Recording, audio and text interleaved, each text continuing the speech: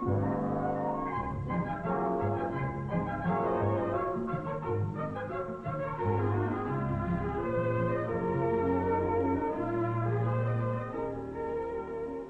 Lieutenant Williams, a police officer attached to the Juvenile Division. I'm on my way to Monroe Junior High School to talk to a group of young people. That looks innocent enough, doesn't it? Lots of young people hitchhike. Seems like a good way to get from one place to another. But sometimes there are dangers involved that never meet the eye. Let's take the case of Jimmy Barnes. Jimmy played baseball all afternoon, and he didn't feel like walking home, so he decided to thumb a ride.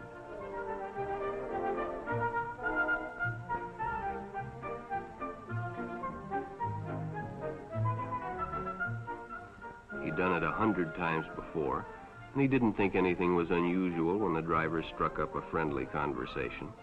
In fact, he seemed like a real nice guy. He asked Jimmy if he played baseball in the park often. Jimmy told him they practiced 3 times a week and played a rival group on Friday afternoon. The stranger was a good listener, too, and it only seemed minutes before they pulled up in front of Jimmy's house.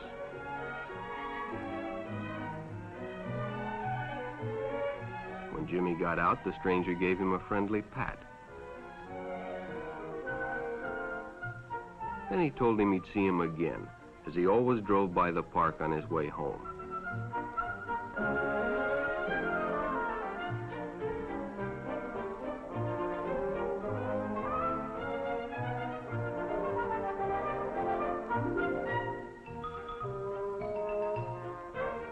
Sure enough, the following day, when Jimmy finished playing ball, well, the man was there waiting.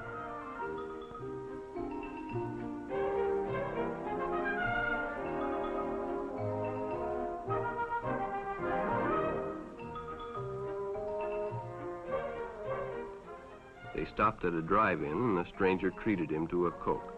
During their conversation, he told several off-color jokes, but Jimmy had heard others before, and well, it made him feel big to so easily win the confidence of an older person.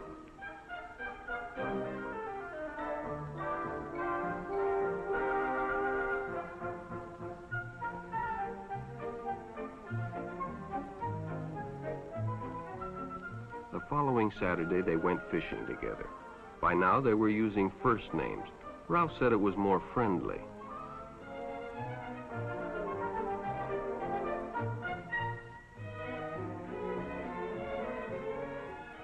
Jimmy hadn't enjoyed himself so much in a long time. Then during lunch, Ralph showed him some pornographic pictures. Jimmy knew he shouldn't be interested, but, well, he was curious. What Jimmy didn't know was that Ralph was sick, a sickness that was not visible like smallpox, but no less dangerous and contagious, a sickness of the mind. You see, Ralph was a homosexual, a person who demands an intimate relationship with members of their own sex. But by now, Jimmy felt a fondness for Ralph, and they continued to go places together. Ralph was generous and took Jimmy many interesting places and did many nice things for him. He bought presents and even gave him money, but payments were expected in return. You see, Jimmy hadn't recognized Ralph's approach soon enough. When Ralph first asked Jimmy to go fishing alone, he should have discussed it with his parents or teacher. Finally, Jimmy told his parents, and they reported it to the juvenile authorities. Ralph was arrested, and Jimmy was released on probation in the custody of his parents. But all homosexuals are not passive. Some resort to violence, as in the case of Mike Merrick.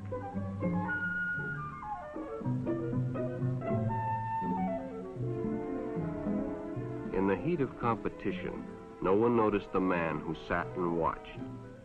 And when the game broke up and the others left, Mike decided to stay and practice a little longer.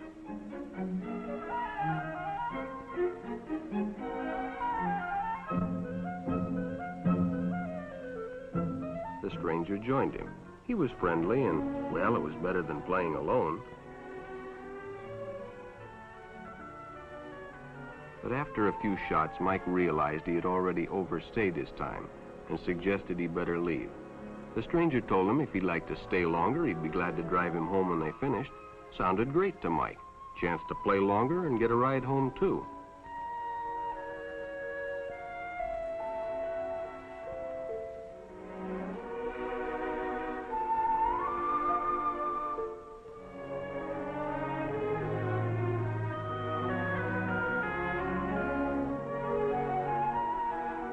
When they finished, the stranger told him he'd make a fine player someday if he got lots of practice. The companionship, the praise, the friendly attitude dispelled any misgivings Mike might have had about going with a stranger. He probably never realized until too late that he was riding in the shadow of death. But sometime that evening, Mike Merrick traded his life for a newspaper headline.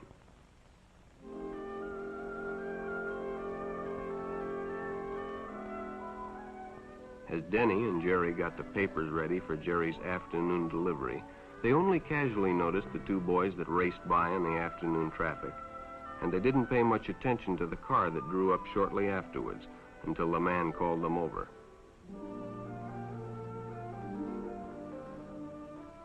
Had two boys been by on bicycles? The boys nodded they had.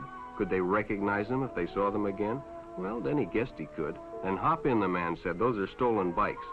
Without giving it another thought, Denny got in and the car sped away. Jerry watched.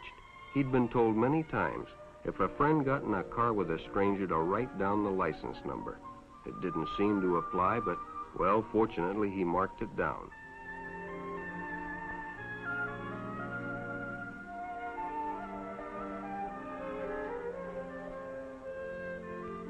When he delivered a paper to Denny's house, he asked his mother if they'd caught the boys that had stolen the bicycles. Denny hadn't returned, so he told her the story and gave her the paper with the license number.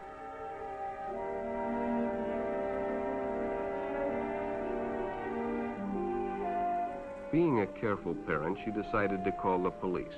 Jerry supplied the necessary information, and the stranger's car was quickly spotted. It was a good example of how important it is to always get the license number and description of any stranger who takes a young person off alone, no matter what they tell you.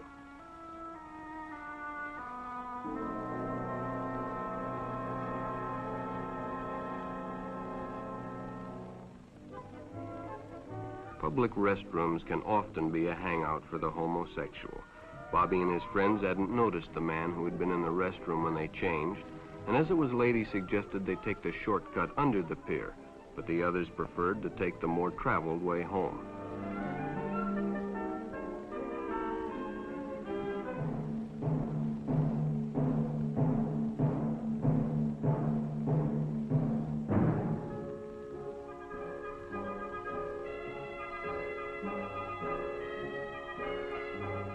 When Bobby recognized the stranger as the man in the restroom, the shortcut under the pier didn't seem like a good idea at all.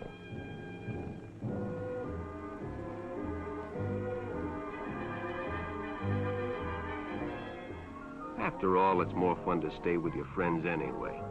Bobby had made a wise decision. It may have saved his life.